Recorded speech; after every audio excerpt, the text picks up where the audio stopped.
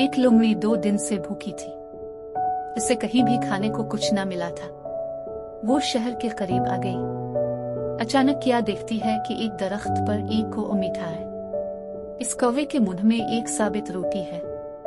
लोमड़ी के मुंह में पानी भर आया। इसने एक तरकीब सोची। वो कौवे की तारीफ करने लगी। भाई कौवे, तुम कितने खूबसूरत हो। तुम्हारे पर कितने खूबसूरत है।